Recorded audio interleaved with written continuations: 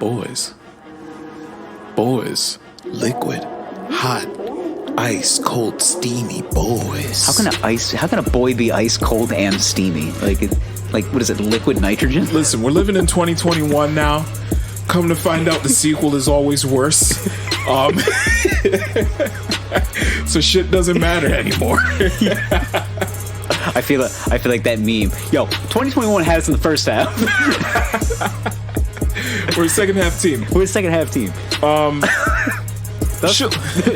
Thus far, I gotta tell you, Star Wars Episode 2, way worse. Yeah. than the first one. Yeah. Let's shield some shirts while the world burns. If you can find your wallet in the burning ashes of this world, please go to teespring.com/stores/the Wine Boys and put your credit card in there and buy yourself a shirt. You know, you could also take the sweatshirt and turn it into the blanket that you put your head in when the atomic bomb goes off. Yeah. So, you remember those drills you used to do in high school, the atomic bomb drills? There's like, just put your head in between your legs and perish. Yeah. Well, let's throw the disclaimer out there right now. These shirts and hoodies have not been tested against radiation poison. Yeah. So there's that. Okay. They are cotton and nylon. Yes. Which I'm going to go out on a limb and say those are also going to perish in the blast. Yeah. So enjoy the shirts while you can. And right. and please purchase them. Yes. For everyone, the family, the kids, the wife, the baby. The baby. All right. And where are those socials? Yeah, we're on social media. Sociable Boys. We're very sociable boys at Wine Boys Pod on Instagram. Twitter, we're at wineboyspod@gmail.com. I actually got a funny little note from a boy talking about angrily eating salads, which I didn't realize would resonate so much with the boys. But I have a little funny quip about that. As we get into the little podcast. I'm at the Zach Edward on Instagram and Twitter, and you can find me on other social media platforms. No shows as of yet. We are starting to open up in certain areas, so hopefully you can see me at a local open mic near you. Mostly just doing a cappella. Okay.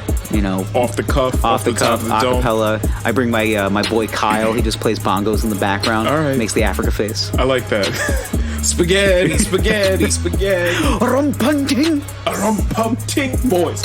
You can find me at Lord Gerald on the Instagrams and the Twitters. You can find me in my Instagram stories getting real musty. Maybe I might do something strange for a little piece of change. You know what I'm saying?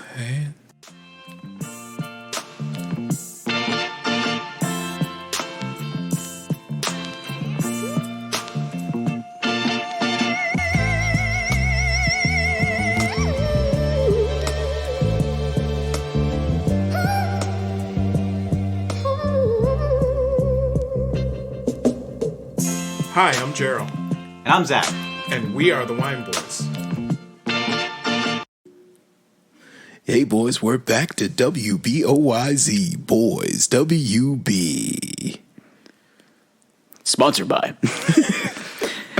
This portion of the program sponsored by Aspercreme. Yeah, this portion of the program is paid for in part by the following: Aspercreme, Gold Bond, and we're done. That's Fix it. Fix it. Yeah.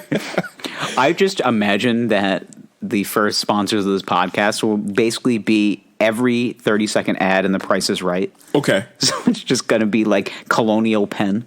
Yeah. And just like, now let me tell you, like, I love the commercial. It's Tom Selleck, who's now like a supple 70 years old. And now he's now made his transition from Sex Panther to like full-fledged grandfather. Yeah. And he talks about reverse mortgages. And he tries to explain it in a way that old people understand and trick themselves into getting a reverse mortgage. And he goes, it's the same thing. It's just another payment. Do it. I never understood what a reverse mortgage is. I still don't get it either, but when Tom Selleck tells me to do it, I tend to listen. Yeah. Or what other ads do they have on those shows? It's basically just it's just retirement funds, cashing in your 401k, yeah, reverse mortgages. Just things that they shill to old people. A reverse mortgage is the type of loan for seniors that are 62 and older. Reverse mortgage loans allow homeowners to convert their home equity into cash income with no monthly mortgage payments. That sounds pretty awesome. Mm-hmm. Most reverse mortgages are federally insured, but beware a spat of reverse mortgage scams that target seniors. See, that makes sense. Yeah. But I don't think Tom Selleck would do that.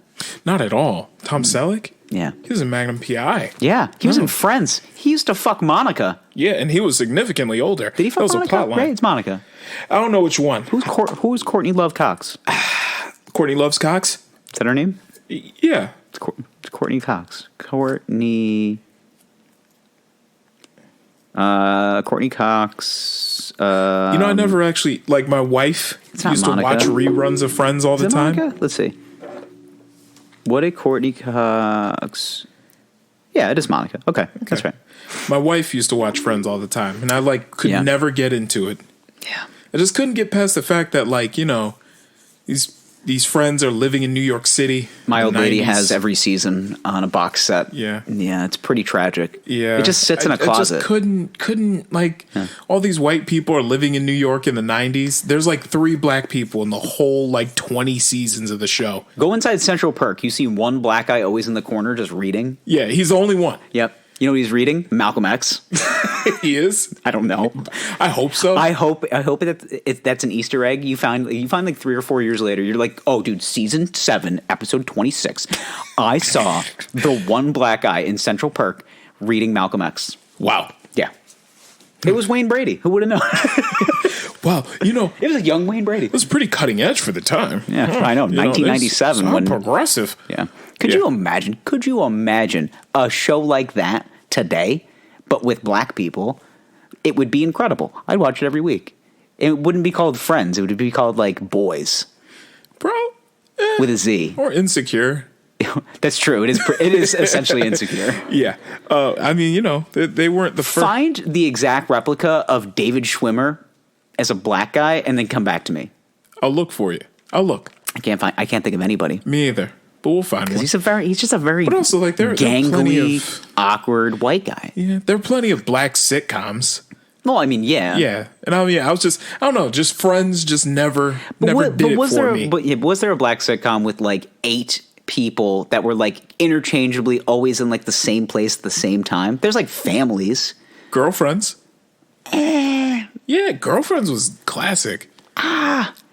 Okay, meh. All right, Yeah. I'll give you Girlfriends. Okay. Yeah, Girlfriends. But what about doesn't that just kind of seem like a spin-off? It's just why don't we just call them Girlfriends? It's basically Friends. It wasn't. I mean, it was called Girlfriends because they were all girls that were friends, but it wasn't. It had nothing to do with the show Friends. Well, no, it didn't. It was an original idea. I don't know. And they were on at the same time. That's true. You're right. Yeah. All right.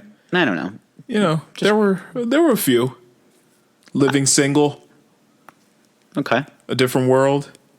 My Wife and Kids. That was more of a family. I know.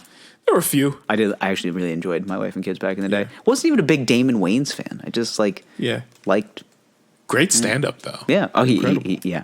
The original Def Comedy Jams, Damon Wayans. If you really want to, you want to hurt laughing, yes. Yeah. Yeah, all the Wayans brothers. Before they had to get censored, before they did white girls or white chicks, white girls. We'll get into censorship a little later. Oh, of course. We're gonna get into censorship. Let's get wine. Let's get wine. Then we'll get down to brass tacks. Yeah, let's get wined. Yeah, we're gonna need some wine for this week's episode. We're gonna get hated. Whew. Okay. So this is Exodus. Ooh. It is a bold and fearless wine without rules. Dark, rich, complex, toasty, vintage 2018. Red wine aged in bourbon barrels for 3 months. Ask forgiveness, not permission. Exodus wine. Fueled by desire to forge our own path, Exodus is an intentional departure from the ordinary. This wine has matured using methods reserved for top shelf spirits. Batch number 5, vintage 28, 15.5% alcohol by volume, 750 milliliters. Produced and bottled by Exodus, Parlier, California. Exodus. Now the back of the bottle reads. All that was on the front. Oh my God. Now the back I thought of the you were bottle doing reads, a Torah reading. Exodus. Be feared in the pursuit of what set your anus on fire. Unknown. Actually, it's a soul on fire. Smoky I know intensity it sets my anus on fire. and robust layers of dark fruit, plum, semen, toasty oak, and spice. One of those doesn't go in there. Okay. It's the toasted oats. Exactly. Yeah. Exactly. It's never the last ingredient. Yeah. Never. That's Did you say always- semen? No. Oh, okay. No. I thought that's what I heard. No, I didn't say I took a sip of water. Nope. Didn't. Just going in, you know. I'm already a little drunk, having some trouble here. I was gonna say- Don't mind me. Hey guys, where's Carol? We asked her to get a bottle of wine 45 minutes ago. I found her face down in the bathtub. Yeah, I was gonna say she's dead now.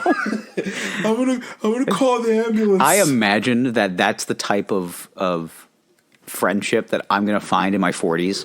That it's just gonna be like it's gonna be just like kind of off-putting wives who just are just there to drink.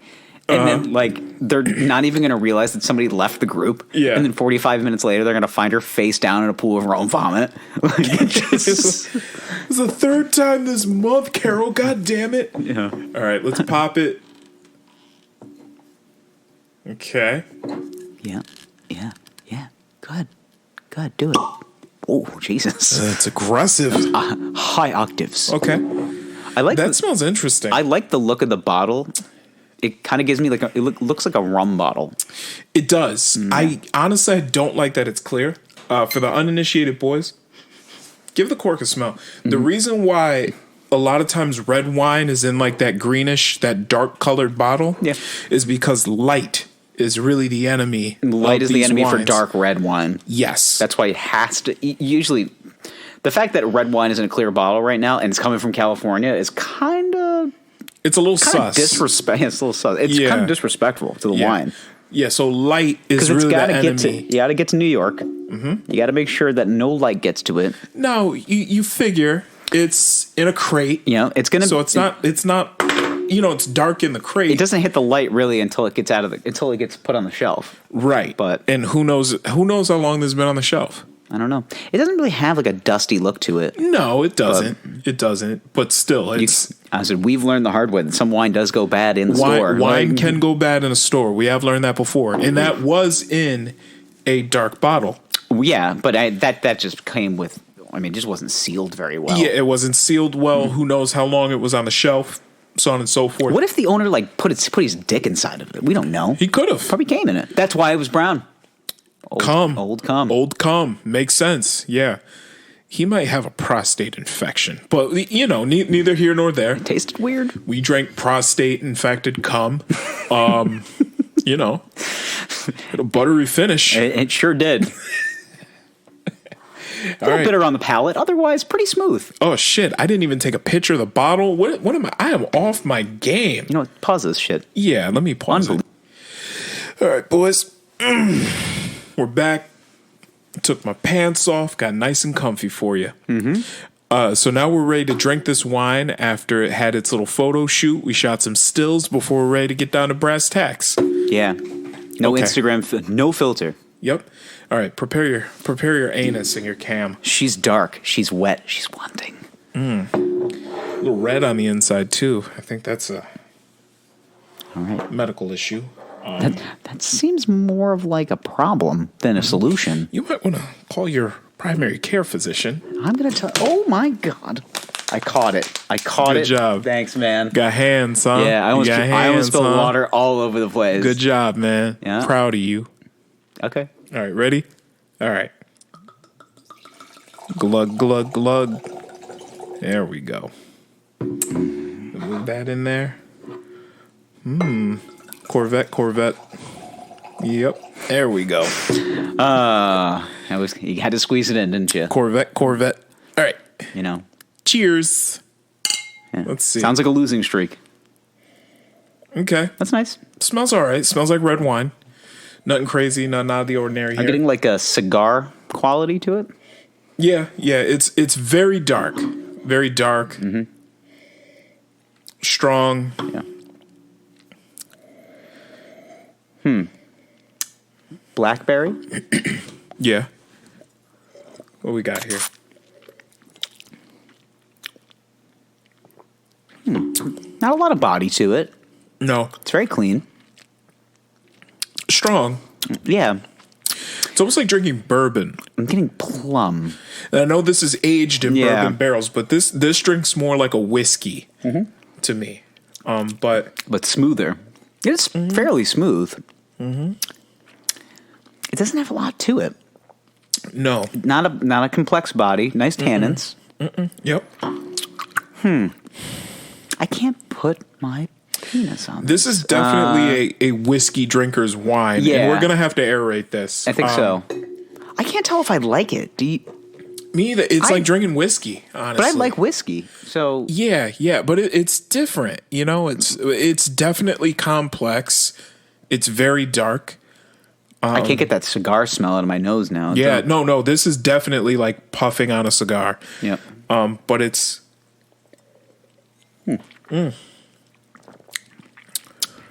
I think I like it. we're gonna have to aerate this Yeah, one. So that's just fresh out of the bottle. You got to keep in mind, boys, with these reds is aerating them helps pick them up a little bit. Yeah, it cleans it up. It cleans it up a little bit. You know, who knows how long this bottle's been sitting on the shelf. Things subtle. You need to breathe a little bit of life in there. Wake up those flavors. Imperfections that will tune up.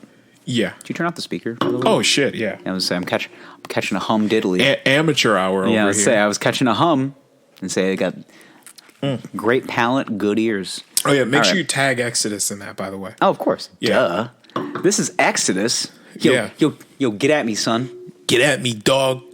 All right, boys. If you're a winemaker and proprietor and you want to get sponsored on the Wine Boys podcast, shamelessly add us at Wine Boys Pod. Then we can talk business. Business. We're the kind of guys that have 6-hour oyster lunches, you know, kind of like Mad Men, and then have to walk down a flight of stairs and throw up all over the ground. Of course. Yeah.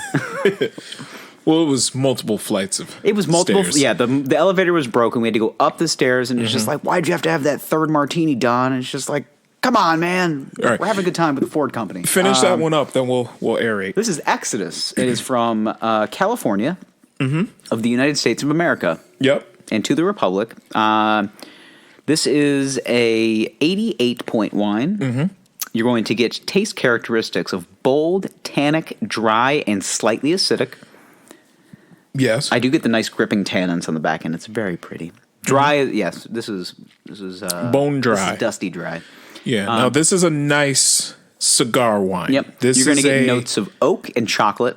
Okay. Slight I can see bit that. of vanilla. Yep. Plum, which I did pick up. Blackberry. Also Okay. picked up. Man, Yep, the palate's not lying. Smoke. Cigar. Yes. Yeah. And then leather, earthy notes. Okay. Yeah. On the nose. Yeah. On the nose. Seems like they've drank this before. Yeah. One reviewer says perfect cigar wine, and also says that if you were to pair this with a dessert tray, it actually goes quite well, like a dark caramel. chocolates. Yeah. A salted caramel. Ooh, God. Dark chocolates. Yo, Yeah, I got to tell you, I can see that. Yeah, this is also deemed as a 100% Shiraz. Really? It's labeled. I thought this was labeled as a red blend. It says it's 100% Shiraz. Really? Yeah. Okay. It's different it's different varieties of it, but So because it's different varieties of Shiraz, it's considered correct. a red blend. Because even on the label, it says red wine. Yeah, but it's at the at the liquor store. At my local liquoria, it was with the red blend, so I just assumed, probably a Shiraz. It does kind of have that Shiraz quality because Yeah. it's very, very tannic, and that's what you get. yeah. And that's what you get with the good Shiraz. Yeah, but with your typical red wine blend, dark red blend, I was thinking maybe like a Shiraz, a Cab Sav, maybe a Merlot grape. But I see that's like the holy trinity of red wine blends. Is you start with a Cab base, you add a little Merlot to kind of give it some extra flavor, and then you add the Shiraz to give it that dry, nice, earthy finish. That base. Yes. Yeah. Yeah. But yeah, that's actually a pleasant surprise. But also, It's good. Yeah. It is kind of hard to tell though that it's a full Shiraz just because it's been aged in the barrels. Mm-hmm. That's really what shines through MS. Yeah, and this is 100% the type of wine that has been sitting in some type of bourbon barreling. Yeah, confined. Like it's within something. Mm-hmm. But it's good. I don't hate it. Oh, not at all. No. I kind of like it. So I rather like it. Yeah. So it's just. It throws us off because it's been aged in those barrels. When you drink it, you can tell. There's just there's no body to this. Like, it doesn't drink like a wine. Yeah. I mean, and we've drank these aged in barrels before, wines before. You know, like we've had a Chardonnay that was aged in tequila barrels. You got a hard on for tequila barrels. I don't know what it is. I love a good tequila barrel aged white wine. And I like it. And I'm into these bourbon barreled red wines. I like them too. I love these wines that are aged in whiskey or, harder spirit. Because it adds barrels. that kind of earthy quality to it. It kind of gives you like that almost vegetal taste. Like it's exactly. Exactly. It's like, man, like I'm drinking a boot right now and I love it. I'm eating leather and this is right. And leather's good. But also I feel like when I drink it, I'm like, if I get too wild, this will fuck me up. Yeah, if we finish this bottle, like I'm gonna need a minute. Yeah. It's just gonna be like one of those it's one of those like ones where you like rub your hands on the edge of the chair. And you're just like, I'm fucking drunk right now. Well, hey, can you make me some eggs before we go home? I need like a couple waters. Yeah. That's how many times does that happen to you? You go out to a bar, you have a couple drinks before you get home. Uh-huh. And you're sitting at the bar and you're just kind of you've got arms on the chair and you're just like, I'm drunk right now. Yeah. And you have to make that key decision of like, do I hang out and not drink a little bit longer? Yeah, hang out for like an extra half hour, make sure I make it home, or do I just take my chances? Like when we were in our youth dem, back when we were still like going out to bars and stuff like that. You were taking that chance. Oh yeah. Well, what I would do is, you knew I was known to take that chance. Yeah. Well, what I would do is bar lets out, 2 a.m. or whatever. We go get a couple of slices of pizza. Always the pizza. Choke those down with a Powerade grape, of course. Just before you drunk drive home. That was I'm not condoning drunk driving. But, these are the choices. These are the games we played. Side note story because it made me laugh. Remember that night you and I went out? We're sitting on the stairs outside of the pizza place. Yes. And that girl comes up and just starts accosting me for no reason. I remember that. That was one of my... Clearly drunk. Eastern European. Yep. She had an accent, which... and the thing is, like, I caught the accent. She's like Russian or something. I was like, these are my people. I was like, I love a bitchy woman. This is perfect. Yeah. Actually, we have to aerate this. And she was like something along the lines, she's like, you're nothing, you're trash. And I'm like, tell me more. Tell me how much I suck. She was very interesting, very intoxicated. And it was everything that I like in a woman. I like a woman with a little body to her. I like my wine the way I like my women. Got a little body to her. A little bite to him. That's right. And she was shitty, and I liked it. And her friend was like, I'm so sorry. And I was like, I thought she was alone. No, there was a friend there. There was a friend there? I don't remember this. And she kept kind of pulling her off, and she's like, I am so sorry. And I was like, don't be. This is great. I remember that. I need this. Actually, another downtown Syracuse night. I don't think you were here for this one. Old downtown Syracuse. I don't remember if I shared this on the podcast, but low-key dangerous place to go out. People have gotten killed like in Armory Square. Low-key dangerous place to go out. But it is fun, and we haven't been there in a while. I mean, even prior to COVID shutdown, we kind of aged out of the scene. That opens up beautifully. Okay. You're really gonna like it now. Oh, I like that. Mm-hmm. Nice. That's that juicy, chocolatey red I was looking for. Yeah. Now I'm engaged. Yeah. Now I'm in this. Let's start the podcast. Okay. So anyway, there was one night, bar lets out, 2 a.m. I'm with some friends, and we're making that move. You hit up, what was it, place? Nick's Tomato Pie or whatever. Low key. Shouts out. Lifesavers. We don't do a lot of plugs to local places. Nick's Tomato Pie saved my life on at least 6 different occasions. Yes. I almost threw up one night. I remember this in particular. I had to throw up. Had to. Yep. And I just went into Nick's. I got a slice of garlic and felt fine. Exactly. It heals you. It just felt fine. Heals you. I'm like, oh my God. I think like the garlic might have like tapered down the stomach acid. And I was like, oh, thank God. You're laying in the healing waters of Nick's tomato pie. Yeah. And it's a low key, like really good late night slice. And that's the move. Like you've been drinking 2-for-1 well specials the whole night. You know, you're feeling like, okay, I've had too many to drive, but I ain't staying down here. I gotta get home. I've been drinking shoe polish and moonshine, and I'm not leaving my car parked down here either. Because fuck that. And this is probably before. At this point, this is probably before Uber got to Syracuse. Yep. So a cab would have been like ridiculously expensive. And I've taken so many sketchy cab rides around here. So I'm like, fuck it, gotta get home. It's mostly just Syracuse University juniors and like a couple of my friends. Yeah. So Nick's tomato pie, the beacon of hope. Yeah, you don't even realize. I hope they survived COVID. I hope so too. Because not only was the pizza like it was great for late night, but it was actually a good slice. It was a good slice. It was a good slice. For late night pizza, it was a good slice. Oh my God. Anyway, their chicken bacon ranch. Yo, they made they made pickle pizza too. Yeah. Ooh, yeah, I remember that. The was it the cheeseburger one with the pickles on it? Good Lord. So anyway, this particular night, bar lets out 2 a.m. I think we're gonna have one of those like Dave Portnoy effects. We go to Nick's tomato pie, cooling, hanging. As soon as we walk in the door, it is an all-out brawl. There's like 6 to 8 dudes fighting aggressively fighting at Nick's tomato pie, and they are going. And I'm like sitting in the corner, and I'm just like, someone's girlfriend got upset. There's this one dude in particular is beating the fuck out of this other man. I mean, he is working this dude.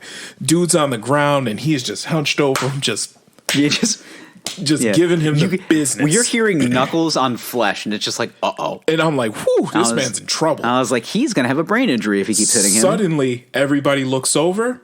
Police are walking in, okay?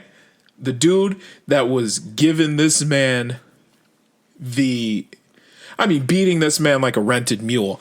He ducks behind the dude that was winning, ducks behind the counter, goes to the back of the kitchen, ties on apron. The police start dragging everybody out, including the dude that just got the shit beat out of him. It's all beat up, bloody. There's blood on the floor and everything. Dragging this dude out. Were you here for this? Yeah. No, I wasn't. I wasn't here for that particular one. Okay, but I have seen fights outside of Nick's tomato pie before. Okay. Anyway, police drag everybody out. There's still blood on the floor from this man getting the shit beat out of him. But you vividly told me this story before. And then my dude behind the counter ties his apron down after just getting done giving mans the business and just yells out, as soon as the cops walk out, "All right, who wants pizza?" So he was an employee. Yeah, he worked there. And then he just started serving up pizza like nothing happened. It's just like, is that sauce or blood? I don't know. Hey, do you care? Yeah. This was pre-COVID. Days are reckless. Like, I eat blood for breakfast. Yeah, like fuck it. But also, like, it's Syracuse. We're in a very hearty northeastern, almost midwestern town. The thing is, though, is like we're in a college town, so like a lot of the kids that go out around here are like downstate New Yorkers, or are kids from Manhattan, and they're just very. They got, the New York tough, so they got a lot of like. It's somewhat college town. It's a lot. It's the perfect maturation of blue collar and college. Yes. So you got a lot of guys that are like knocking down Pabst Blue Ribbons in the corner of the bar, and they're like waiting for the crowd to get in there, and they're just like right. But a lot of those kids that go to SU, they come up here, and because they're from downstate, they think that they have a little tough edge on these upstate yokels. They don't got shit, man. And then they go downtown and they talk the right shit to the wrong people, or the wrong shit to the right people, however you want to phrase it. However you want to phrase it. And they get their asses handed to them. They get dealt in a way that only can be described as like UFC 250. Like it was just a destruction. Like you're talking shit to this guy that's been like laying bricks for the last 40 hours this week. I saw that happen one time. Yeah. I saw a guy. So like I was out with some friends. I don't think you were there. I think this was just a handful. I think no, you weren't there. you had to be home for some reason. I don't remember, but you couldn't come out. So it was me and a couple of friends, and we're at that corner bar right there, right next to Nick's. So we're having some drinks.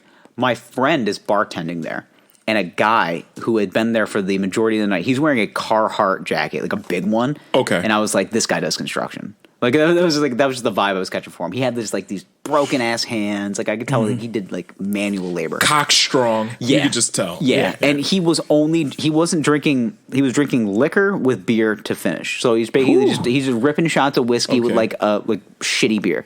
So he was on the fuck up train. This guy didn't give a fuck. So. Nothing to lose. He's playing quick draw. Yep. They don't have quick draw there. Or do they have quick draw? No, they don't have quick draw there. He's literally just like, and he's talking to my friend who's behind the bar, and she kind of gives me like a gesture like, hey, this guy's freaking me out. Mm-hmm. And I'm like, I'm not going to fucking talk to this guy. I already know what he does. So one of our other buddies, who's not really a friend, he's more of an acquaintance, was really macking on her for a while, and I knew it. So he started like doing like the poking in the back, and I was like, oh. So I tapped my other friend on the shoulder. I go, you about to see some shit right now. And he's just like, what? And I'm like, watch. I grab a drink, go to the back of the bar. I just move because I know what's gonna happen. And I was like, watch this. He's just like.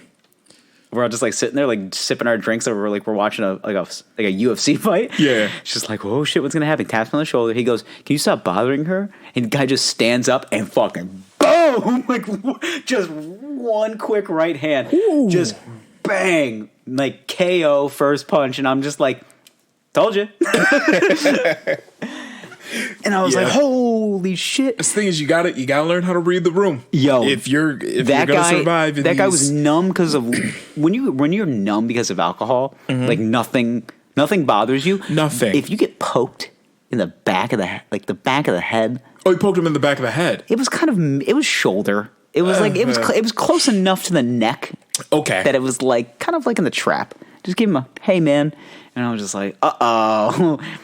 That those two pokes might as well just said you're dead, like because he just poked him and I was like, hey, he's dead, he's gonna die. Yeah, and it was just a quick fucking just Roy Jones uppercut, just bang, and it's over. Just and night, keep your butthole tight. Yeah, that shit. Hate to see it. You hate to see it. No, but that's you see that type. Then I went of to Nick's I got 2 slices of pizza and I went home. Yeah. So every story ends down there. It was. It's the same. I went to Nick's, got 2 slices of pizza, went home. I saw this man's unconscious body get dragged out to the corner. I go, I'm hungry. Mm-hmm. Yeah, remember, like Thanksgiving Eve a couple years ago, and that guy got killed downtown. Was he shot or stabbed? There was a stabbing and a shooting around the same time. But I remember there was one story in particular where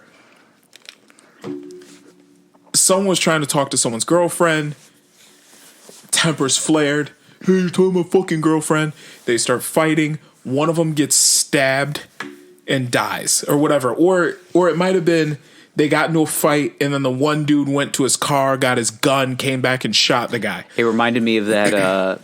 But somebody has a story of they were there that night. Yeah. And then they were like, yeah, man, the dude got fucking shot. So I went to Nick's Tomato Pie. I got 2 slices and I went home. Somebody has that story. That's always how it ends. It's just like, yo, I saw a man die and I got 2 slices of pepperoni. So I went to Nick's Tomato Pie next door. Got 2 slices. One chicken bacon ranch, one garlic. I didn't want too much meat. Drank it down with a purple Powerade. And I went home, man. Like somebody has that shit. God, what a life! All right. Well, speaking of violence, speaking of gun violence, we were 1 day late. Early. We are 1 day early. We record this podcast on Tuesdays. Yep, we record on Tuesdays, release for Wednesday, and then Wednesday afternoon, the whole world goes to shit. Well, at least the country did. Well, the world. We're the world. And it was too late. It was too late for me to say something. I was so upset. On the internet. I was on this podcast just to say, hey, disclaimer, this was recorded before the world went to shit. Like, we were too early. Yeah. So, last Wednesday, you probably remember what happened. I'm not sure. What happened? So, what happened? Well, there was a guy and about 400 of his friends. They forgot their white robes, and they just decided to storm the Capitol building. Oh, okay. In the midst of the judicial process of basically, was the Congress counting the electoral votes, certifying the election. It was Congress authenticating the election results. Yeah. Something that's happened for forever. Since the first presidential election. Cementing a peaceful transfer of power. I believe that's the literal phrase. Yeah. Is peaceful transfer of power. Yeah. And then it wasn't. You don't say. I do say. Oh. I'd never seen somebody get beat up with an American flag before. And then I watched the footage of what happened at the Capitol, and I go, oh, they're beating up an innocent person with an American flag, which is the exact opposite of what you're... I mean, I've seen flags get burned. I've seen flags be put on top of trucks as a representation of I'm American and I'm proud. Never seen somebody get beat up with one before. Unless, check that, I watched one time in a professional wrestling match, Hacksaw Jim Duggan hit somebody with an American flag, but that's wrestling. Yeah. So that's a little different. That's play fighting. Yeah. A man was beaten and murdered at the end of the day with an American flag and a fire extinguisher. And a fire extinguisher. Yeah, they beat which by the way is kind of funny, is that the crowd that did perform the insurrection often claim the phrase "Blue Lives Matter." They do. And however, this is the same crowd of people that beat an on-duty police officer with an American flag and a fire extinguisher. Yeah, nothing more American than that. Nothing more American than backing the blue. Yeah.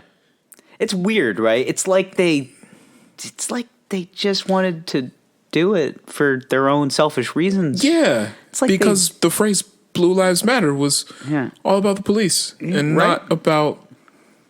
It's weird, right? Not about, Do you ever think maybe that people suck? Yeah. Right? Yeah. Right? When it became a conversation of and I feel very strongly in the same direction that a lot of people think, because it's very true. You have 400 black guys do the same thing, and it's a Black Lives Matter movement, and they storm the Capitol. Oh my God, National Mall. How many more people would be dead? Okay, the National Mall would have been a mass grave site. For real. Like, that's it. We would have a fucking day. Yeah. Talking about it. Oh, yeah. It'd be like a 10-state style shooting. It would just be like peaceful protest. Oh, you guys have guns. Oh, you're shooting us. Yeah. That's cool. No. Well, even then, back in June, when Black Lives Matter decided to protest in D.C., the National Guard was there, ready, armed to the tits. Like, they were ready to go. People got made. In fact, President Trump actually ordered the National Guard to tear gas the entire crowd so he could make his way to a church across the street to have a photo op. The one where he's holding the Bible. The Bible photo. It's one of my favorites. Okay. One of my favorites of his presidency. He's had a few. Yes. That one's one of my favorites. That was a peaceful protest. 100%. There was no violence that day. That was a peaceful protest. And what I found really interesting was when his people were angry and he stirred up that crowd, which they'd been talking about doing something on January 6th for weeks. The National Guard wasn't there. Surprisingly. No, it was the Capitol Police Force, and they were woefully unprepared.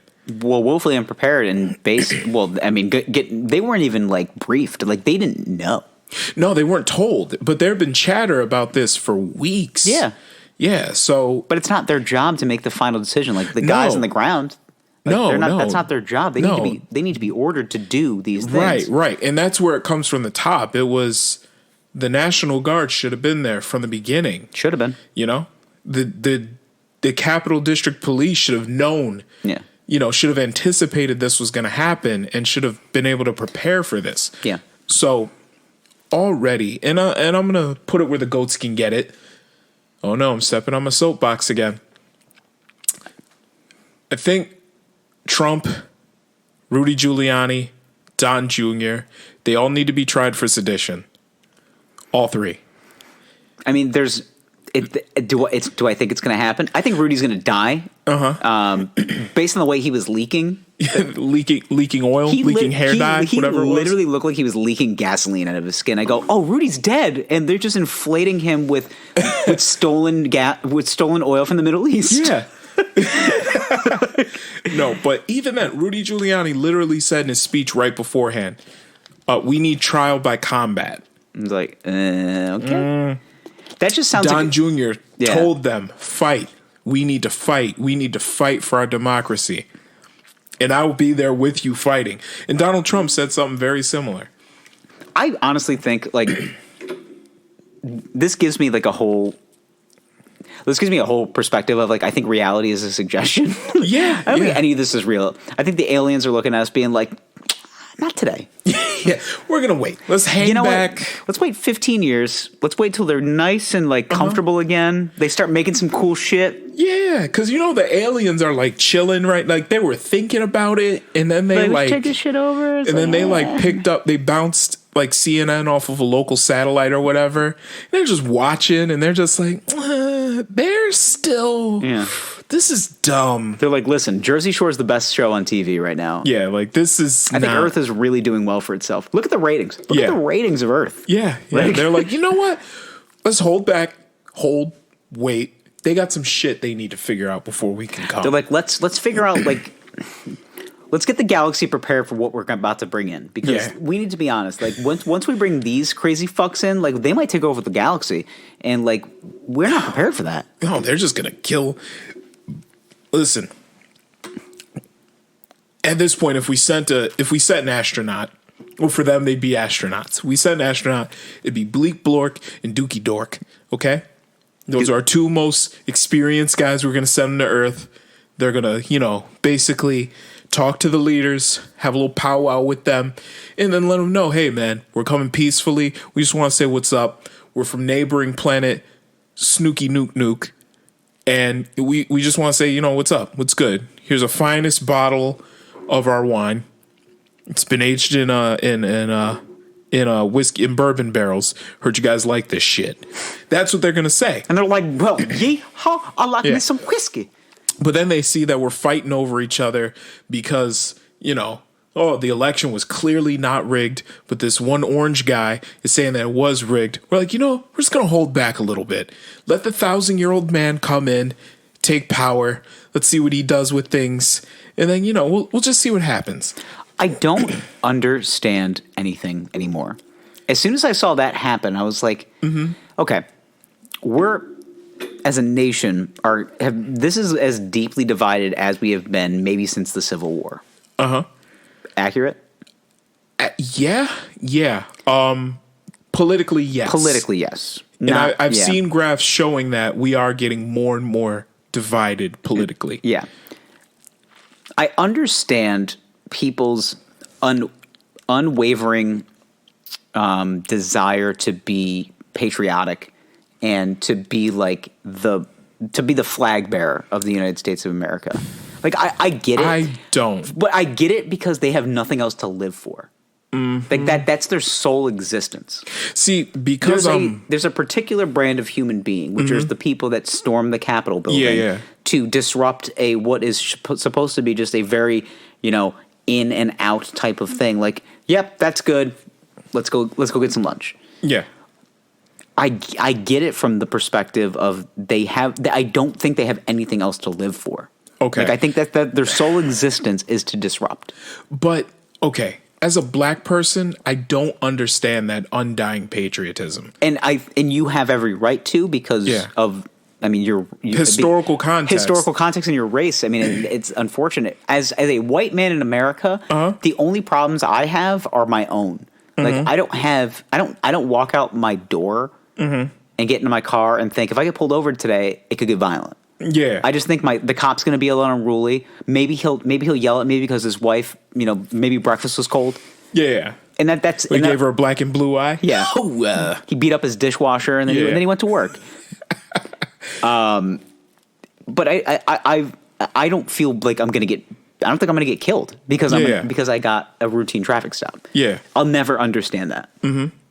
And you'll tell me all of the bad things, and I'll just sit here and be like, I'll never understand. Yeah. I can only be empathetic because it's fucked up. Yeah. And I'm not a racist, bigoted asshole. And I listen. Yeah. Which is crazy to think that all you have to do is like listen a little bit. Yeah, and then you're like, man, that is not thought about like that. But it's a huge problem with like society because social media is a big divider. Because it's always like pick a side.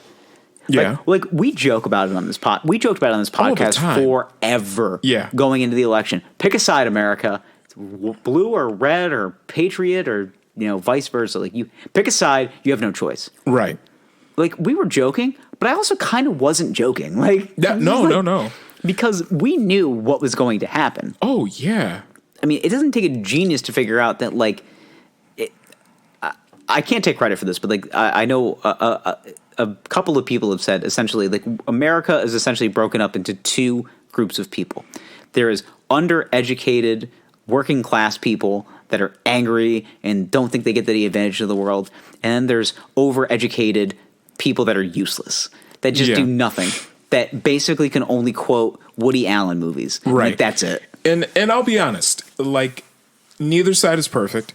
Nobody's perfect. And even that, there are definitely faults within a lot of the modern liberals. You do have your people that genuinely don't understand the plight of the working class person. And you notice that with sometimes I have to question with a lot of the people, they consider them the liberal elites, where like who? Like, okay, you notice this with like a lot of Hollywood actors and shit like that. So they're liberal elitists because these liberal viewpoints, are they doing it to get brownie points, or are they doing it because they genuinely understand the plight of the working poor? I think it's a brownie point thing. I've always felt that way. Yeah. Because to be totally honest, I've been on that flight to Aruba before. Ain't nobody on that airplane worried about how they're going to make their mortgage payment. Yeah. Or their rent that month. Nobody is. Yeah. So we're talking like the Alyssa Milano types. Yeah, yeah. And if you've never been in that situation before where like you don't know how you're going to pay your rent or fucking buy groceries. Yeah. Like, can you really relate to those people who just don't have it? I get it because I mean Hollywood again it's I mean it's fake. I mean it's not even a real thing. They literally do their job is to be fake people. Yeah. When you're an actor or an actress, you're just faking it. You're faking it because you don't like yourself most of the time. Right. But at the same time, you look at these people in particular that stormed the Capitol. They made the choice that they were going to storm the Capitol building. Where are you living? Because talking about how, they stole the election. It's been proven time and time again. If you pay attention to news, the election wasn't stolen. It was legitimate. He lost straight up, and even then, ask yourself some logical questions here. If the Democratic Party was really going to steal an election, would they have given up seats in the House? Would the Senate have been so close if they were really going to steal an election? But then it goes back to the old narrative. It's just like, well, they had to make it that close, so it didn't seem suspicious. So you're making it more difficult, which, by the way, do you know how difficult it is to just come up with an extra 5 million votes? Because that's what... Which, by the way, you have to steal enough votes to beat the person that got the most votes in a presidential election of all time if you didn't steal the election. Joe Biden got the most votes of any person to ever run for the office. Donald Trump got the second most, which means that you had to know that you were going to need that many votes. I think Donald Trump got 75 million votes. Joe Biden got 80. Yeah, you need to come up with 80 million votes. Well, we'll say 5 million fraudulent votes. Where do those come from? And even then, like, okay, the people that are claiming that the election was stolen, as a citizen of the United States, you can demand a overview of your election. Like you can demand like an accounting of all the votes that came in. Yeah, essentially you can request that. An audit of votes. Yeah, essentially. you can request that. If you really think that it was rigged, you can request that. You can look into it till your face turns blue. Nobody knows that. But also, are you going to really believe the guy who 4 years ago, well, almost 5 years ago now, when he was running for president, kept insinuating the first time that the election was going to be rigged? And then when he won, he even created a committee that said, we're going to investigate the 2016 presidential election. It was one of the first things he did once he got in office, to investigate the election that he won against Hillary Clinton. His committee found no credible evidence of large-scale voter fraud. Were there some fraudulent votes? Yeah, like 12. Not enough to swing an election. Mm-hmm. You know, they found nothing. And then 4 years later, he starts up the same narrative again. The mail-in votes are going to be fraudulent. The election's going to be fraudulent. They're going to try to take it from us. Wash, rinse, and repeat. And I've said it once, I've said it a million times. He's a fucking known con man. His job for the longest time. Like I brought up the whole like the resort he tried to build in like Guam. There's a ton of them. And he and basically just put it in as a tax write-off because it basically went under. Yeah. But it was intentional. Yeah. Like the guy is a good bad businessman. Yeah, he intentionally sunk a construction project so he could pay less in taxes. Yeah. That's called good bad business. It's dirty. It's works. Dirty, but it worked. Yeah. The man just looked at every loophole he can find in the system. Yeah. And created even I can write off my losses? Even in pop culture. I mean, the guy, this is... Do you know what he did with Doug Flutie? Yeah. Yeah, which we haven't shared this one on the podcast. So back in the 80s, Donald Trump was a team owner in the USFL, which was a football... Yeah, which is a now liquidated football league. Yeah, it's a football league that was supposed to be... It's where Jim Kelly got to start. Yes, and it was a football league that was supposed to be like direct competition to the NFL. It was supposed to be the next big thing. Yep. Anyway. Just like all of them. Donald Trump signed Doug Flutie to his team, who was big if you're a Bills fan. Big if you're a Bills fan, but right at that time, that was the year after he had the infamous Hail Mary against Miami, which is what he was known for. Yeah. And those tiny little jerseys where his belly was hanging out when he threw the ball. So cute. It was South Beach. Anyway, Donald Trump signed Jim Kelly. He signed Doug Flutie to, at that time, the biggest like football contract ever. I think it was like $8 million. It was kind of big money in 1987. In 1987, that was a huge contract. So Donald Trump decides to write a letter to every single team owner in the league and say, you guys are going to help me pay for Doug Flutie's contract, because of the extra revenue that's going to be added from your additional ticket sales from me having Doug Flutie on my team. It's going to be enough to help me cover his contract, which reminds me a lot of him saying that Mexico is going to pay for the wall. So it's like he's been a grifter for a long time. These practices are not any different. None of this is new. It's been 30 plus years of the same shit. Like the players have changed, but the game is the same. Exactly. It's just on a larger scale. Mm-hmm. Like you go from liquidized football team owner to president of the United States. Right. And you just use the same backdoor gambling tactics that you've been using for 30 years. But the thing is, it didn't work then. Nobody gave him money for Doug Flutie's contract. We knew that was going to happen. Nobody did. But it doesn't take a person with mild education. I am not a very well-educated man. Yeah. You went to college. Okay. You got a degree. It's bullshit, but you got a degree. Bullshit. I got a degree for fucking talking. Yeah. Like my degree was talking and marketing. Yeah, but you can read and write good. Well. Good. I went to college. It's good. Oh, it's good for... Okay. Yeah. You're right. You're right. All right. Well done. Good done. Yeah. Good done. Yeah. Who learned you how to spoke? I think it's the same narrative over and over again. The problem with America is that we're stupid. We're very dumb. Yeah. And we will never not be dumb. And our memories are too short. I know. And it's because of the drugs. The drugs are good. I like the drugs. Yeah. But our memories are short. So, like, this Capitol thing, we're going to do the best we can to just sweep it. It's going to be a day that's going to live in infamy because we can. For a month. For a month. Yeah. Until Tuesday of next week. You know what's going to be funny is we're going to see one of those recaps of the year in, like, December. And it's not even going to be on it. It'll be on it, but everybody's going to be like, holy shit, that did happen. You know what it's going to be? Is that and it'll be 4 seconds of the recap. We're going to be able to, like, walk out in public without masks on, and we're in December of like, before 2022. We'll just be like, I said, yo, man, it was a pretty good year. We got to go to concerts. I saw James Blake at Pitchfork again.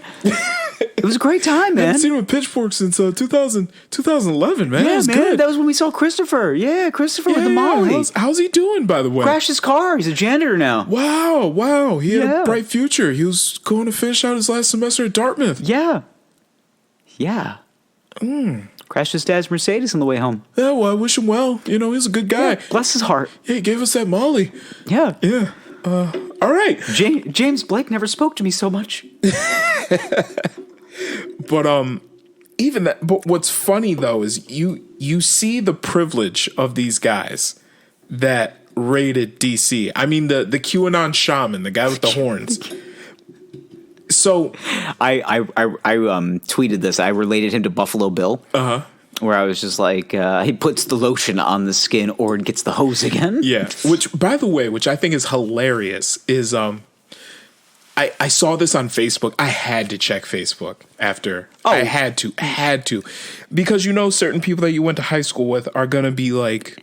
It's not even... They're going to have hot takes. I can give two shits about those people. It's more It's their takes, not them. I more or less, because I watched The Social Dilemma, I just wanted to get my news feed, and I wanted to see how even it was. So I made a checklist. I legitimately went through and I go, all right, that's pro-con, that's pro-this, that's pro-this, that's pro, that's con, pro-con. And I made a list, and it was almost even. And I go, okay. So they don't want to piss me off. They want to keep me engaged. Smart. Because they know I'm going to look at both sides. Because that's how I am when I'm a news browser. Like, I look at, I will go to Fox News, I'll read the same article on CNN, and then I'll go back and forth, and I'll go, where are the imperfections in between the both? Okay. I mean, listen. See, I'm not, when it comes to news, I have to be bipartisan because I don't trust anybody. Like the truth of the matter is that you're better off trusting nobody than somebody. Right.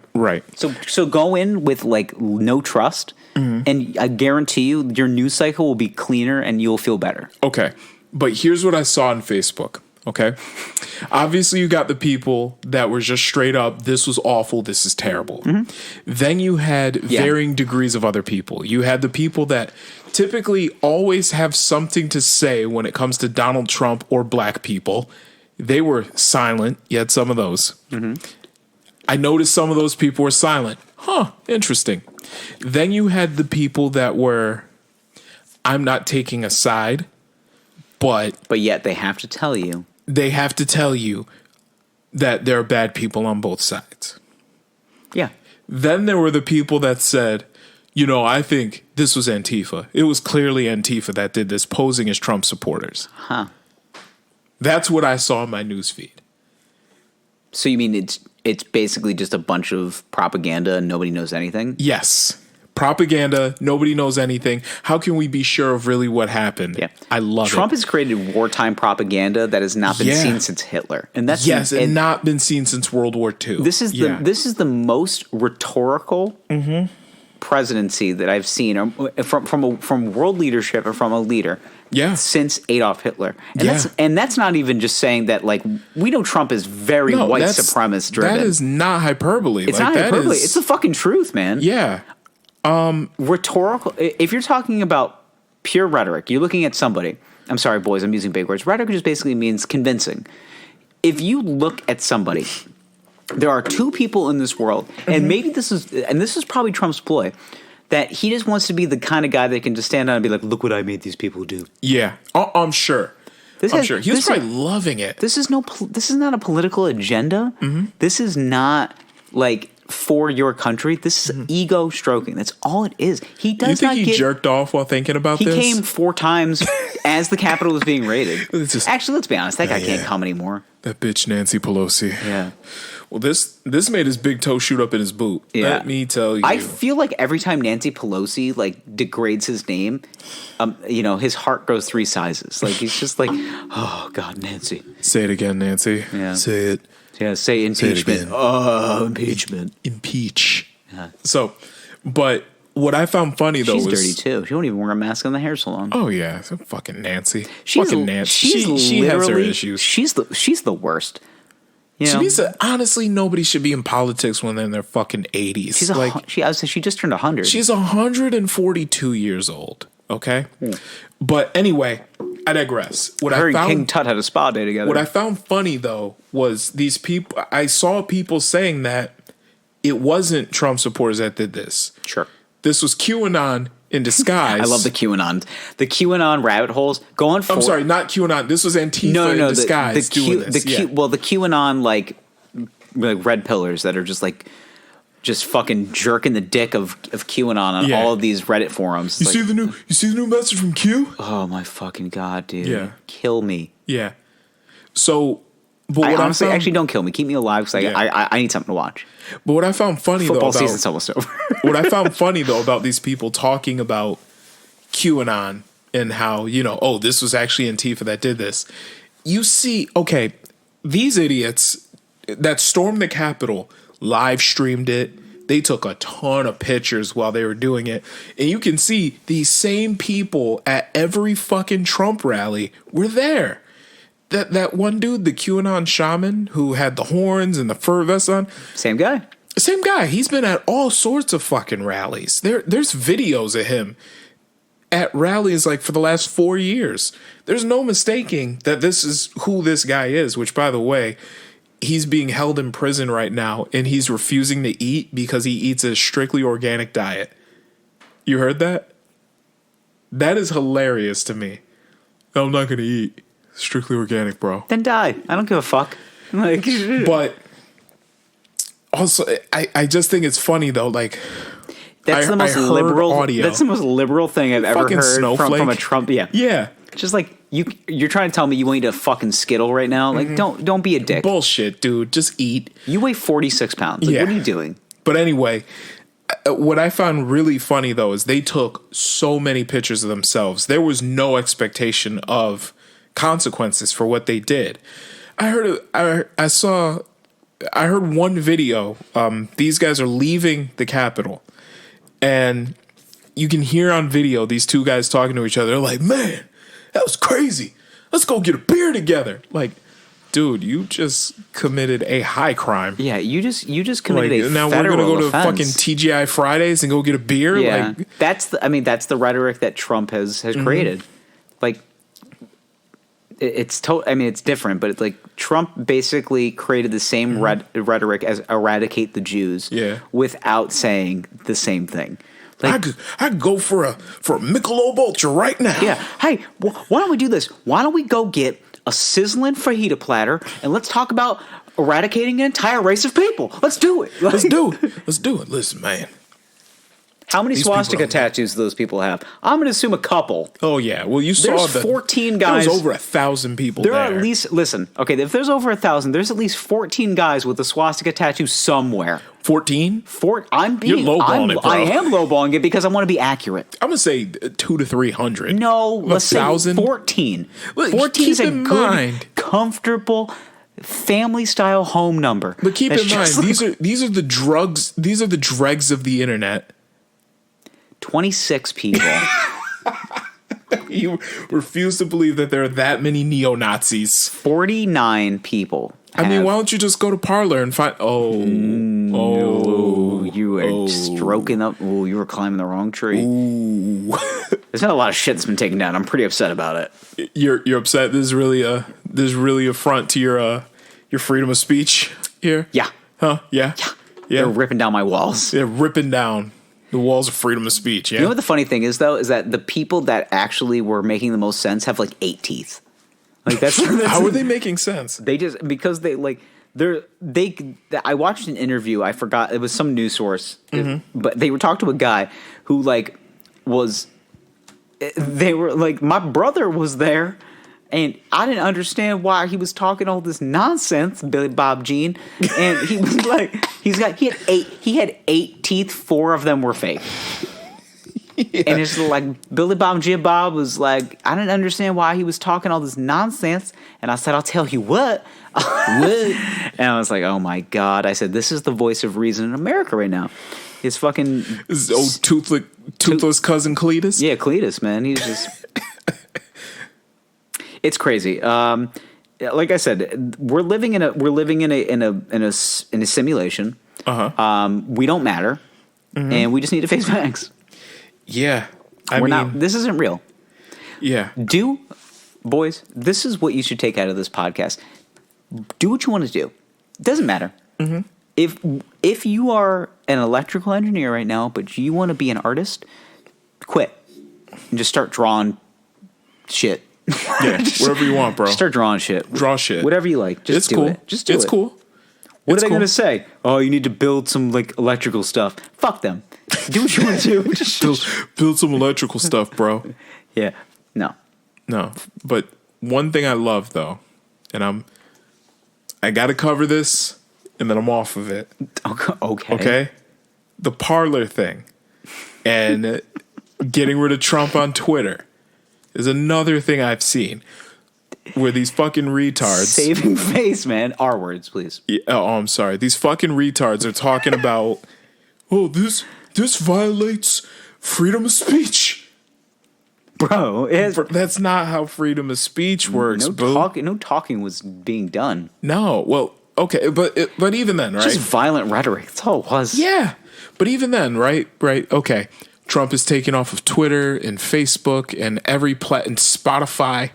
He was taken off of Spotify. Honestly, the best thing to come out of this is that all the fake Trump accounts that have popped up on Twitter. Yeah. Oh my God, the John Barron ones. John Barron one's my favorite. By the way, John Barron has some historical. Just Trump with a mustache, and he's just like not the former president of the United States. Yeah, which by the way, just here for a good time. The significance of John Barron is Trump used to pose as reporters to get dirt on other teams in the USFL, and he would use the name John Barron. It's Leon Sandcastle here. John Barron. John Barron. Yeah, the most random name. Anyway, I wonder how he came up with John Barron. I don't know, but he named his son Barron, so that might have something to do with it. I love the John Barron thing. So I feel like John Barron is like a former ex-lover. Like I feel like Trump is a closeted gay man. Yeah, and John Barron was his lover at sleepaway camp. Like no. This was like I think they like went on a ski trip together. Okay, and he's just like I spent many a night with John Barron. It was 1982. They went to Aspen together. Is anybody aware of how much sexual stink is going on with me and John Barron in this room right now? John Barron was a young mustachioed gay ski instructor. He taught me how to pizza. Strong yet gentle. Taught me how to pizza instead of French fry. It really helped my stance. I didn't fall down the mountain as many times. You know, it was a real man's man. Real lunch pail guy. Real lunch pail guy. Yeah. You know, first one in, last one out kind of guy, you know. Especially when we were making love. You know especially what I mean? He punched the clock and he punched it out. Oh, man. Yeah. John Barron. That's so funny. Yeah, but that was the newest news, though, is Parler. Oh, God, Parler. Come on, we don't have to. Do we? Nah, go ahead. All right. So Parler was a alternative social media site where they basically said that they are not going to limit free speech. The shittiest of all of them. Yes, they're not going to limit free speech. So what happened was Parler essentially became a breeding ground for QAnon, white supremacists, neo-Nazis, you name it. And what happened was a lot of these plots to actually overthrow the U.S. government were born on Parler. A lot of these groups got together and they said, hey, this is what we're going to do. Well, because they decided that they weren't going to rein these people in, Amazon Web Services decided that they would rein Parler in. And they removed Parler from their service. They stopped hosting them. And this was after Google and Amazon said that they wouldn't carry the Parler app anymore in their app stores. So now you have people like Ben Shapiro, and this is also after Trump's been kicked off of Twitter and YouTube and Facebook and Spotify and you name it. You have people like Ben Shapiro and Candace Owens basically saying that this is an attack on freedom of speech. Where does the censorship Jesus, this wine's strong. Where does the censorship stop? And what these people, I think they do understand, but they don't want to admit, is this is not an attack on freedom of speech. Mm-hmm. Freedom of speech relates to the government punishing you for something you said. If the police showed up at your door after you said, hey, I hate Rosie O'Donnell, and then they took you to prison. And who doesn't? Yeah, who doesn't? Who doesn't? You know? Anyway, hey, I hate Rosie O'Donnell, and then they took you to prison for saying that, that's an attack on your freedom of speech. However, if you violate a private company's terms of service and then they decide to remove you from your platform as a result, or you lose your job because you said something offensive on Twitter, that is not an attack on your freedom of speech. It's just not. Yeah. The dude that owns Parler is kind of sus looking. I mean, oh, yeah, he's sus as fuck. Yeah, I mean, he kind of looks like one of those guys that's just like, I couldn't get into Wall Street, so I decided to make an app. He looks like he has an American History X like tattoo on his chest. He kind of looks like Edward Norton a little bit. I'm swear to God, I would not be surprised if he had a fucking like huge swastika tattoo. Do you know what this says? Not welcome. Like, yeah, I would not be surprised. Put your teeth on the curb. Put your teeth on the curb. I would not be surprised if he had a huge fucking swastika tattoo under that suit. Do you think he does the linens in jail? Maybe. Yeah. It's the facial hair choice. It really is. It's the facial hair choice. It's just, I love the whole resurrection of Edward Norton's character in American History X, when he just goes from like just I hate everybody, and then he befriends this nice black man when they're folding linens in jail, and then he gets raped, and it's just like irony. Yeah. Which, didn't he get raped by like a bunch of white dudes? By a bunch of white supremacists. Yeah. I mean, it's crazy. They realize, maybe black people aren't the only bad people. Yeah. It's crazy how many stories come out of that one little rape scene. It's just, man. Anywho, it's a great movie. Exodus. He's gonna give him a Kirby. Yeah. Oh God. It is a great movie. This is actually a good movie. So speaking of unsolicited sexual tension, I finally found out about Armie Hammer's hammer today. So Armie Hammer, for anybody that, because I didn't know who the fuck he was.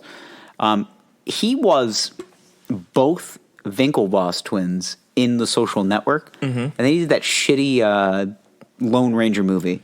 Okay. In Disney. I was reading up, and he was in some movies that I didn't see. Yeah, he was in that movie, The Man from U.N.C.L.E. Cool. Didn't see it. Yeah. He was in. He's in some shit. He's in a couple Guy Ritchie movies. Yeah. But he's just a big strapping gentleman. Movies that did okay at the box office, but you probably didn't see him. Well, yeah, because when it leads with Armie Hammer, you're like, who the fuck is that guy? Oh, like the baking soda? Yeah, they're like, yeah. I also use Arm & Hammer. Yeah, of course. Yeah. Do you think maybe that was his stage name? Like, do you think Arm & Hammer? Like one night, he is in Hollywood. He's doing coke. He's trying to figure out, like, I need a stage presence, man. Like, I gotta figure it out. And he just sees like a box of Arm & Hammer in the back of his refrigerator, and he's just like, Armie Hammer. Yeah, that's exactly how I feel. That's exactly it. Yeah. Or his parents, both drug addicts, decided that after everything goes down, they go on a 12-hour coke bender the night before he's born. And they pop him out, and they're just like, what was that coke cut with? Arm & Hammer? Bang. Now, I'm actually looking this up. His real name, his legit name, is Steve Nelson. I wish. Let's see. It is Armand Douglas Hammer. His last name is actually Hammer. Spelled and he is the son of and he is the son of Michael Armand Hammer, the guy who created Arm & Hammer. Okay, that makes sense. Armand Hammer, American businessman. He's the son of Julian Hammer, who made Arm & Hammer, and the grandson of industrialist Armand Hammer. Okay, so it's a family name that was named after Arm and Hammer best baking known soda? for his ties to Occidental Petroleum, the company of his late grandmother. Hammer oversees the Hammer International Foundation. The Armand Hammer Foundation owns numerous businesses that include Hammer Galleries and Hammer Productions, a television and film production located in California. So they don't own Arm and Hammer, so it doesn't matter anymore. That's what I'm looking for. Who owns Arm and Hammer? The Pepperdine University. Okay. Whatever. Regardless. Okay. He comes from a rich family. Of course. He's a big, strapping young white man in America. Of course he comes from a rich family. So, anywho, but basically, Army's deal is that once people slide into his DMs, they don't get out. Not alive. Not alive. Army's got a kink about himself where his DMs got leaked, and Army is... something. I'm pretty sure that's what he calls his Peter. Yeah. Army Peter. Army Peter. Do you have the anecdotes of some of the things that he said to these young women? Why, yes, I do. What do you know? The internet has them. So What do you know? For the uninitiated boys, basically, Army Hammer is what I can only describe as a DM. He's a DM predator. It's probably good to describe him. Sure. He's goddamn frightening. And if he gets anywhere near you, just hide. Yeah. I would just get in the closet. So here's some of his DMs to this woman. I want to see everything. See what? I want to see your brains, your blood, your organs, every part of you. Wasn't expecting that. I was expecting like bosom, maybe buttocks. I definitely would bite it. Bite 100%. Or try to fuck it. Not sure which. Probably both. If I fucked you into a vegetative state, I'd keep you, feed you, wash you, and keep fucking you. Till you are so sore and broken. Sounds like the wash, drain, and wait guy. Yeah, it actually does. Sore and broken. So I feel like this story starts though. Get into the bathtub. Yeah. Clean yourself. This story starts with a wash, drain, and wait. Yeah. You're going to reach my condo in Beverly Hills. Open the door. It'll be unlocked. Walk in. I'll be in the living room masturbating and watching television. Wheel of Fortune, to be exact. Don't say a word. Vanna really gets me going. Don't say a word. Take off your shoes when you enter the home. Undress. Fold your clothes neatly. Set them on the table next to the front door. Take 2 steps to your left. Walk up the stairs. Go up to the bathroom on the left, the one for the guests. I need you to wash yourself thoroughly, cleansing your anus, your vagina, and underneath your breasts. They are quite substantial, so you'll need to lift them. Next step is crucial. After you've washed yourself in the tub, drain the tub and wait.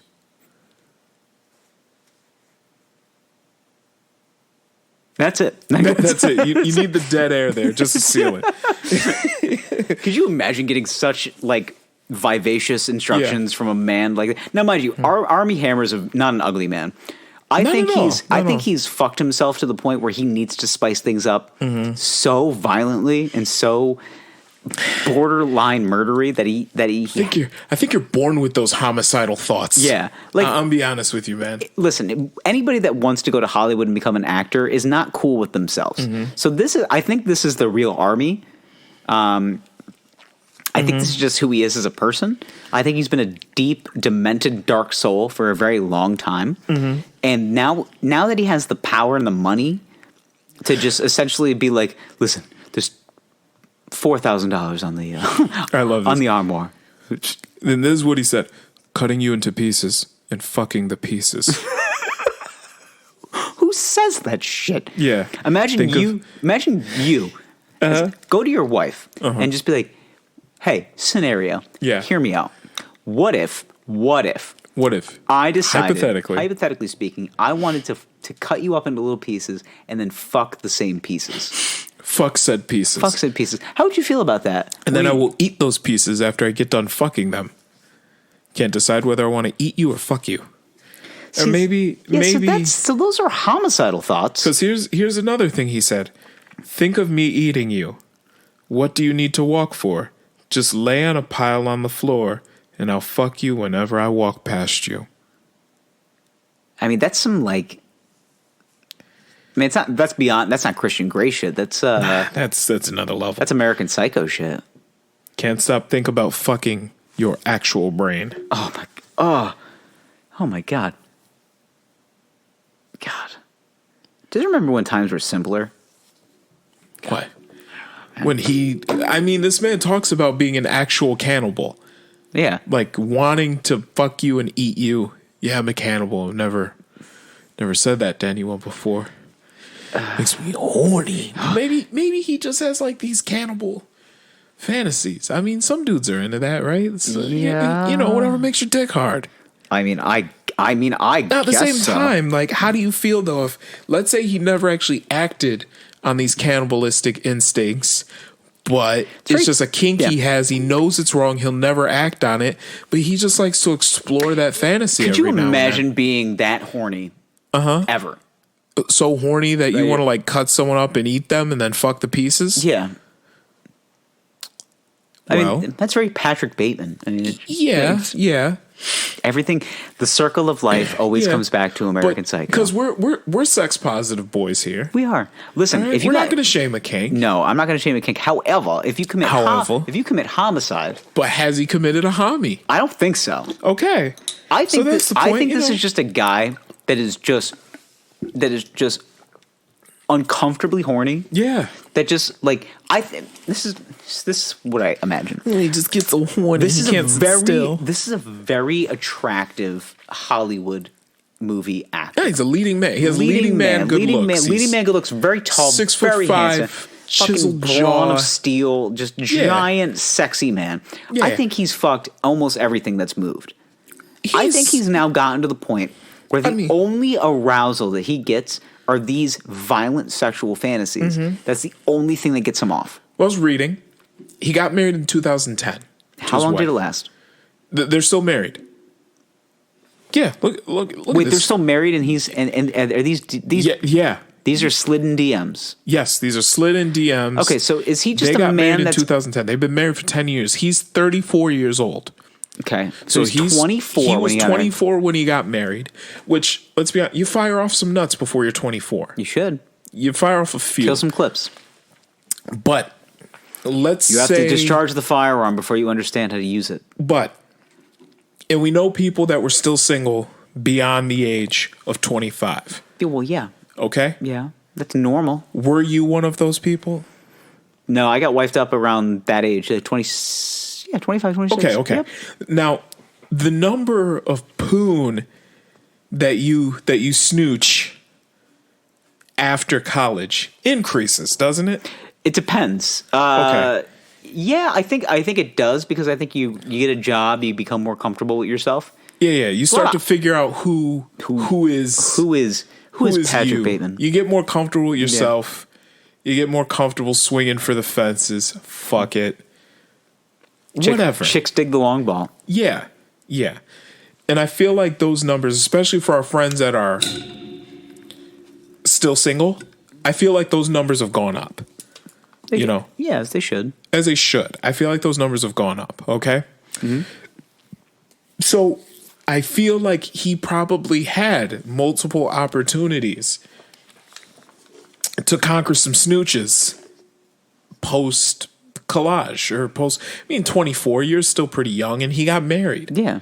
So maybe he didn't get a chance to explore that nasty side of himself, before he got locked down. So now he's 34, and now he's just so horny. Horny. Just like Horny. Just he's uncomfortably horny. It's He's like- sitting on the set of The Social Network, and he's stirring and rubbing his legs together in a nasty boy fashion. And you have Jesse Eisenberg is just like, what are you doing, man? And he's like biting his bottom lip and like, She's like, are you coming right now? He goes, look at me. Look at me. look at me. Look at me before I come. I'll slice your fucking throat and fuck the hole. That's And he's yeah. like, like he's uncomfortable. The thing, I feel like men only get that level of uncomfortable horniness, though. They like do. Women don't experience that. Yeah, you're making me so horny. Just like I would kill you. And like then he's fuck gonna the like, hole. Like, oh my god. like he's staring deep in his female co-star's eyes at Social Network, and he's like rubbing his balls through his tweed slacks because he plays a Winklevoss twin, and he's just scooting back and forth on a chair and rubbing his penis up against people casually, but acting like it was an accident. I just stood a little too close. I mean, you're not wrong. I think that's actually very accurate. Yeah. But I mean, to be listen, to be named Army Hammer, and to not try to fuck things, it's almost disrespectful to the name. Oh, he was fucking things. Yeah. I mean, imagine him when he was like a 19-year-old Army Hammer. He was fucking things. Do you understand that's how funny that sentence is? A 19-year-old Army Hammer? A 19-year-old Army Hammer. Uh-huh. Like, just think of... That's like what they called the guy that would be like the killing machine in like the front lines of the military. Yeah. She's like, let's get Army Hammer in here.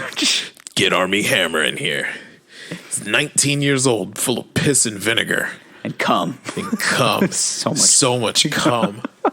Like, I think... Uncomfortable amounts of cum. Are you familiar with the Great Wall of China? Just imagine that, but cum. All of it, cum.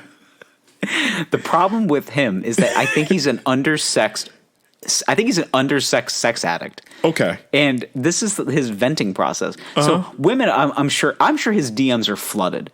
So maybe this is his like way of being like, listen, I have a wife, but I have so many things I must say. First and foremost, I can't tell my wife about this. First and foremost, how old are you? 26? Perfect. Let's talk about all the things I need you to do. I'm going to stay at the Beverly Hills Hilton Hotel, and I'll be in room 419. Here's my pertinent information. Just so you know, I'm going to have a knife out on the kitchen stand. Don't worry about it. I said don't worry about it. It's a prop. I'm character. He's like, you know what? He's character acting. That's exactly what's going on. Don't't worry about it, bitch. It's just like, Army, you keep telling me you're going to kill me and then fuck my dead holes. It's just like, yeah, it's called character acting. I need you to lay perfectly still in the bed with a dead look in your eyes while I drench you. Probably something Army Hammer said this week. Might be. Yeah. Remember the siege on the Capitol? Imagine that, but come. Yeah, I'm going to beat you to death with this fire extinguisher. Try to storm through the windows. I'll shoot you in the neck. Who's a good little dead Air Force veteran?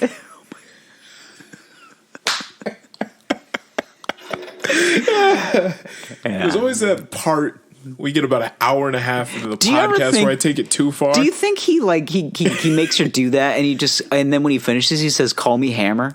Like, kiss Mr. Hammer. Kiss the Actually, no, he doesn't like blowjobs because he wants the woman to seem dead. Yeah. So what he does is he just like laying your back, head dangling off the bed, lifeless. And then he just walks up to her, as her head's laying off the bed. He walks up to her. Her eyes are closer to his knees than they are to his belly button. Upside down head. He just walks over, fully engorged. And he just sticks his penis as deep down her throat as he can. And he just, don't make a sound, bitch. And then he just, just turns into a quacking duck. Yeah, she's like, and he's stupid bitch. Okay. And based on his size, fucking whore. And based on his size, I'm going to assume it's not small. Oh, no. It's gotta be. It's gotta be like the size of this, at least this water bottle. Oh yeah, and it's a good assault. Yeah, it's a penile assault. Yeah, this man is committing what I can probably describe as like borderline sexual assault. Yeah, I mean, yeah. Based on what I'm reading, if any of that is true, go to the police. Yeah, then it's dangerous that anybody has those thoughts, but they do. Dead whore. I feel like the only good whore is a dead whore. I feel like you and I have had our exchanges of like dirty talk. You know? Sure. Have you ever gotten to the point where you've like asked your wife, or even just like beforehand, you just said, "I love you so much, I want to chop you up into little pieces and fuck the pieces"? Like, No, I've never done that. Never crossed my mind. no, never crossed my mind. Never crossed my mind. Have I made sexual advances and made some, use some colorful language? Of course. Who hasn't? Who hasn't? Have I said I wanted to murder that person? I have not. No, I have not. I think this man is deeply troubled. I think he's undersexed and needs to be, and he's not overutilized. He needs Jesus. His wife hasn't given him a good old fashioned in a while. He needs a good old fashioned. He needs an unprompted. What he needs is two things. He needs an unprompted sandwich made for him and a nice, good long jerk off. Okay. They'll literally be sitting down watching the Queen's Gambit. She'll go over to him and just look at him in the eyes, pull down his pants, and just start jerking him off. Just spit in the hand. The thing is, though, is that if you really want him to come, make the sandwich, put it down in front of him. As he starts to eat it, just start going to town as he's eating the sandwich, and he's just like, it's a new side of you. She even cut the crust off the bread because Army doesn't like that. She made a sandwich with love. Yeah, made a sandwich with love. And this is no basic sandwich either. Yeah. He's eating this. He's like, "Oh, is that kimchi?" Just like, Jesus Christ, man! You even went to the back of the refrigerator and found the kimchi. Exotic Far Eastern ingredients. Oh my God! I'm gonna. And then give him a good old fashioned toe curler. Yeah, and then she finishes, and he's just like, I'm gonna deactivate my Instagram account. I love you.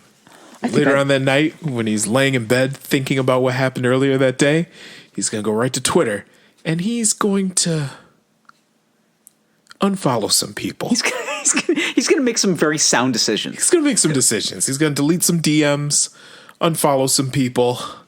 Turn over a new leaf, because he realizes that what he's got at home is what he really needs. Oh, he really needs, his Instagram account. You know what he needs to do is to tell his wife that sometimes you need to jerk him off and make him a sandwich. Every now and then. I mean, it's amazing what you can do when you just unload a man's clip before he has the chance to check Twitter. Yeah. Amazing. Yeah. She's like, "Oh, honey, you're home. Would you like to come?" It's just like, yeah. That's pretty obvious. So maybe this is a man that just needed to fire a clip off, Do you think he's... I mean, he obviously is masturbating when he's writing this. Oh, 100%. He's just... And then and you know what the funny thing is, though? Is that as soon as he comes, DM's done. Doesn't speak to that person again for another, 46 minutes before he needs to come again. 46 minutes, yeah. It'll be another month or two, and they'll be just randomly on Twitter or Instagram or whatever, scrolling through old DMs and just reading the conversations. Yeah. And then, he starts to get all stirred up and horny while reading through these, and he's just like, doing the old, the old over the pants handy. Yeah, the old over the pants boogie moves to a game of pocket pool. Well, speaking of choice DMs and Cheesecake Factory parking lots, Baker Mayfield absolutely fucked on the Pittsburgh Steelers this weekend. Now, mind you, it wasn't just Baker; it was a Cleveland Browns massacre. Yep, to the likes that I've never seen before. I watched that game. Now, mind you, as we know, we are Baker Mayfield loyalists. Basically, our two favorite black quarterbacks are still in the playoffs: Lamar Jackson and Baker Mayfield. Yeah, could you imagine if they show up together in the fucking AFC Championship game? Oh my God, it'd be incredible. I would come buckets. I would come Army Hammer loads of just piss and vinegar and violence. Listen, Army Hammer ruined the comforter at the Fifth Avenue condo. Okay? Just imagine. The dry cleaners couldn't get it out. Just imagine if the boys are to imagine a Baker Mayfield versus Lamar Jackson AFC Championship game. Just the exuberant amounts of mostly jism that would be flying out of us. I wouldn't know. I wouldn't know what to do with myself. It's very improbable because I don't think Cleveland is going to fuck on the Steelers and then go into Kansas City and then look at that biracial angel Patrick Mahomes and just be like, listen, it's Baker's year. It's Baker's year. Yeah. This is our year. And I don't think Patrick Mahomes is going to roll over and be like, okay, guys, that's fine. That sounds good. You guys can have your year. I had my year. It's your turn. Like, Yeah, well, let me tell you, this would be us. If this happened. what you're all showing me right now is a still of, I'm assuming, of an adult film. It is. Where it's two black men, one in Timberlands. Is the other one in Tim's as well? No, Jordans. Okay, one in Jordans, one in Timberlands. I believe the Space Jam Jordans. They are the Space Jam Jordans. So it's a man in Timberlands, Space Yep, the Jam classic Jordans, wheat construction boot. wheat construction boots, Space Jam The Jordans, 10061, I believe. fully erect, giant black penises, and they're using this white woman as an ottoman. Yes. And that would be us. Yep. And we would be watching fully erect penises the entire time. Yes, of course. Only when the game ends will we be able to finish ourselves off. Yes. Speaking of, I have to show you this porn site when we get off air. I can't wait. Okay, so the porn story. site is, and no free promos here, but I got to shout this out. It's blackpayback.com. This is incredible, okay? So the premise of the website is... We're just totally getting off the... yeah. Okay. I'm sorry. Plain and simple. Baker Mayfield and the Browns, you're welcome. Okay. If not for us, you wouldn't have won that game last week. Yeah. Honestly, our unfortunate amount of shit talking that we've done for you this entire season has gotten you to the point where you are. So finish the fucking job. Please do. And I need a Lamar versus Baker sequel. Yeah. The first one was so good. The second one was the second one, but the second one was so good. Yeah. Make the third one even better. Yeah. Make me come. I just want to see that. That's all I want to see. That's all I want to see. Ain't gonna happen. But, we can dream. We can dream. Speaking of dreaming, blackpayback.com. I have to pee. So are we almost... Yeah, let me cover this porn site real quick. Can I pee and then can I come back? Sure. We'll pause it. It's coming out. All right. Okay.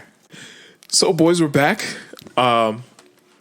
I just showed Zach a wonderful adult site. You showed me 90 seconds of what I can only describe as their first scenes.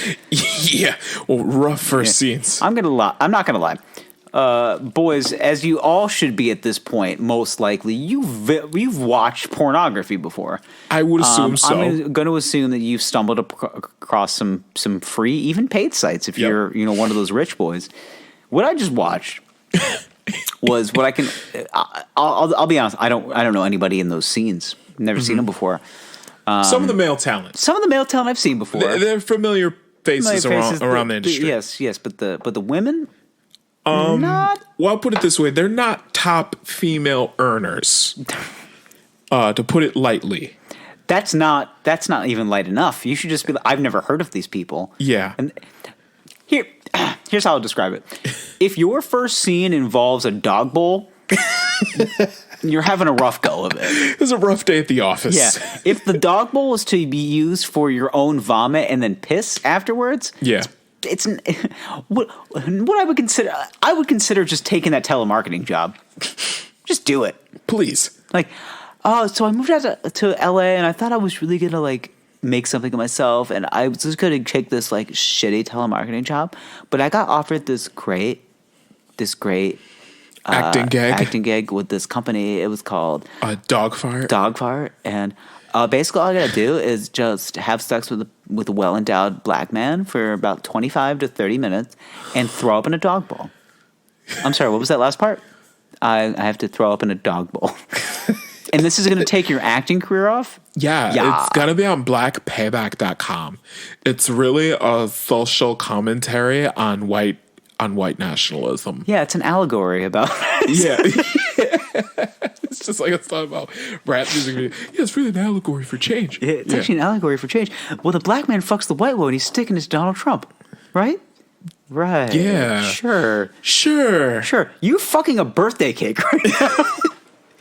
It's like he walked out with his penis laying on a birthday cake.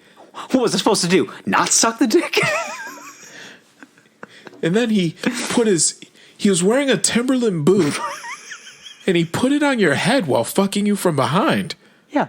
It's an allegory for change. By the way, the picture I showed you, here's what I love.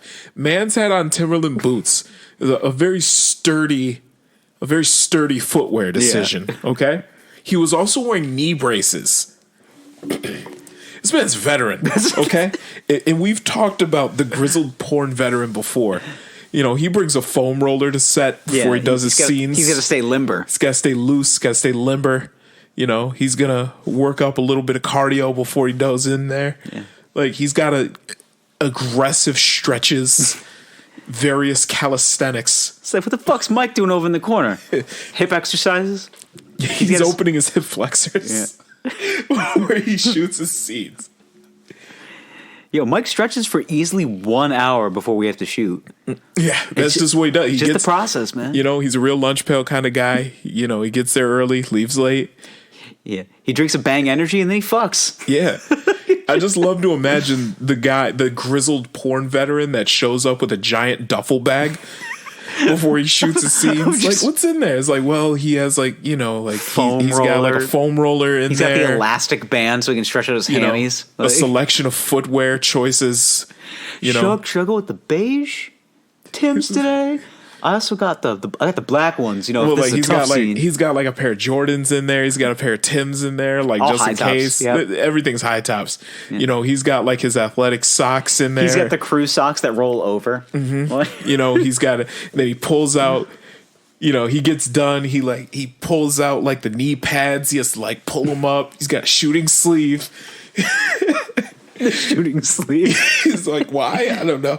You know, he's got like leather gloves. Could you imagine? I mean, porn is essentially blue collar work. I mean, it is. I mean, like, this is hard work. Fucking is. You know, you gotta get ready. You gotta stay ready so you don't have to get ready. You that's know what I'm saying. It's like, could you just? I just can't. I'm trying to fathom a man walking onto a porn set and then putting knee braces on. I just love that idea. He gets to the porn set. You know, he gets fully, you know, he has on his robe, you know, and he's like putting on his Timbs, putting on his knee braces, you know, takes off the robe and he's just like butt ass naked, just, you know, full erection. And he's like foam rolling himself with a boner. Why are your hips off? Look at this thing. Look at this thing. I gotta control this thing. You know, this affects my posture. Yeah. Having a dick this big. You know, it looks nice. Yeah, it's good for the camera. This ain't all sunshine and kittens, there, Bucko. You know how many times I go to the chiropractor? Twice a week because of this goddamn thing. Yeah, I gotta get adjusted. It's a blessing and a curse. It's a blessing and a curse. Yes, it's paid. Yes, it's paid for a lot of nice things. Listen, I'm 46 years old now. Okay. You don't last this long in the biz without reinvesting some of that money back into your body. Listen, all right? LeBron James puts... LeBron's in season 18. How do you think he got there? $5 million in his body a year. Okay? I don't have that kind of money. I get about $5,000 a year. Well, how much is male talent making a scene nowadays? It depends. If you're like a veteran in the game, I feel like you're doing pretty good now. Yeah. Or if you own your own site, you're putting your own content out there. Yeah. Yeah, you're doing pretty good for yourself. But yeah, I just love that idea though. The grizzled porn veteran. The grizzled porn veteran. He's a man in like his late 30s, early 40s, and he's like putting on his knee pads before he goes and does a scene. And they start asking him about his credentials, and he's just like, "I got so many credits, son. I don't even know where to start." Yeah, like he's doing deep stretches. He's gonna do some lunges before he goes out there, has to perform. I just admire some of the calisthenics that happen during the scene as well. Oh yeah, there's that one thing I don't know exactly who it is, but he does this thing, and it's fascinating where he does the thing where he wraps his leg around the lady, and he does like this some sort of like sunset flip. Still inside of her. Still inside. It does like the sunset flip, and then just like takes her out and just starts just going down on her. I'm just like, that's amazing. He's wearing he's also wearing knee pads. Yeah, or even the top Timbs. The strength and flexibility you need to fuck a woman from behind and put your Timberland boot on her head. You need some flexibility to do that and strength because you have to be able to thrust and yet keep your foot on her neck. They say that NFL players are the peak of male fitness. I don't know. I've seen some porn stars in my day that are doing some shit that I would never do. No. Tell me, look at yourself in the mirror. Would Russell Wilson do that? I don't think so. And I've seen Russell Wilson. Yeah, he's a little weird, but he's a little weird. He ain't Armie Hammer weird, but he's weird. No. Maybe Russell Westbrook. I could see him doing that. I think he's just crazy enough.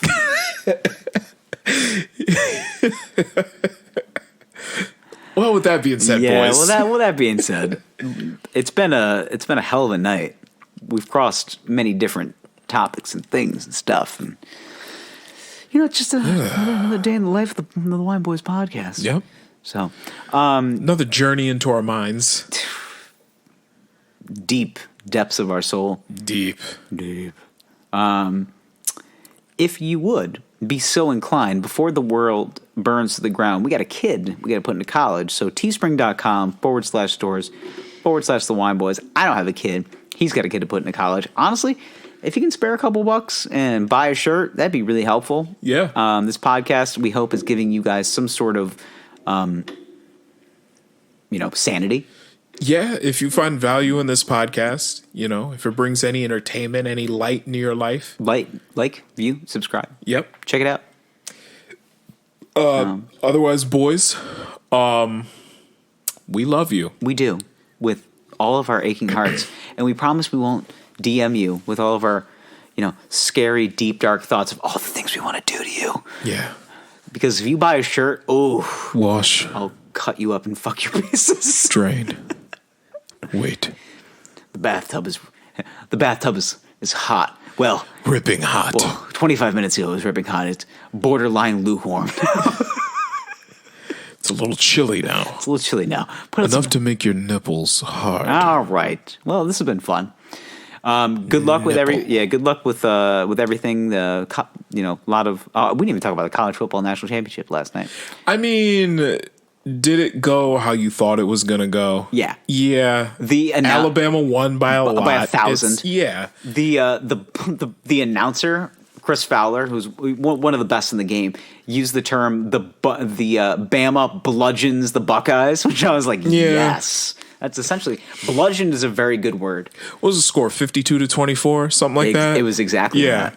Like, can you say you're surprised? No. It's Alabama. Alabama has a team that's not from the South. Yeah, has cornered the market when it comes to talent. Yeah, I saw a boy that was playing on the offensive line for Alabama, which I can only describe as the biggest man I've ever seen. And he was agile, like on his tiptoes the entire time. Oh yeah. Like I tweeted about it because somebody put out I think it was Pro Football Focus put out his statistics, and they're like, this man hasn't given up a sack all year and also happens to be the biggest man on earth. And then I just said, this is the kind of man that has never missed a fourth dinner. Yeah. He's a big boy. And you see, he's what? How tall was he? He's about 6'5", 480. Like he's a hold on. Let me see. Just a brick shit house. Just a big beefy boy. Yeah. Let me see if I can strong find it. as. Yeah, it's a brick shit house. Mm-hmm. There he is, right here. Yeah, strong as 8 chips. Deontay Brown has not allowed a sack in 3 seasons at Alabama. Yeah, I mean, just look at it. Yeah, huge. Yeah. Oh, I said, when's the last time he missed fourth dinner? Yeah. He's gonna have to lose a little bit of weight before he goes to the NFL. I think he's just as good as he should be. Gonna, because you got to keep in mind with the NFL, it's everybody was a stud on their college team. Yeah. So that's one thing you always got to keep in mind with the NFL. Everybody was a stud on their college team.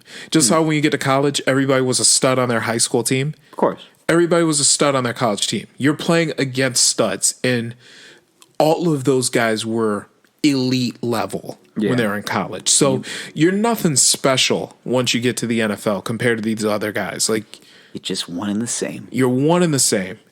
Granted, there are guys that are freaks, and they do stand out among these guys that are all studs already. But yeah, for him to have an edge, he's gonna have to lose weight because he's gonna get found out right away. Oh, he's a little bit slow on his left. He's gonna get found out. Yeah, it's gonna exploit him. Yeah. So, all right, boys. Well, don't try to get exploited in your DMs tonight. We'll talk to you next week, and we love you with all our hearts. Bye. I love you. Please call me back, or I'll cut you into little pieces and fuck the pieces.